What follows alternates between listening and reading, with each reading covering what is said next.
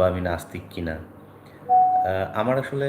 যে মেসেজটা মূলত আপনাদের উদ্দেশ্যে দিতে চাচ্ছি সেটা হচ্ছে যে কোনো কারণে যদি এবার ছাত্র শিবির থেকে ভিপি বা জিএস যে কোনো পদে তারা আসে, তাহলে এটা হবে হচ্ছে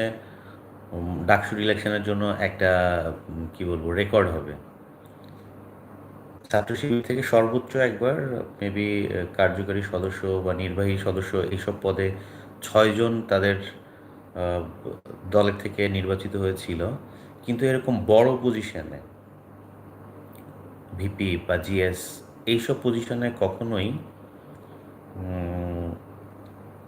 মানে আমার জানা মতে বা আমার অ্যানালাইসিসে আমার যে এটা নিয়ে বেশ কিছুদিন ধরে আমি একটু স্টাডি করছিলাম, তাতে আমি দেখিনি যে জামাত ইসলাম বা ছাত্র শিবির এই ধরনের সংগঠন থেকে কেউ ভিপি বা জিএস হতে পেরেছে। এবার হলে এটা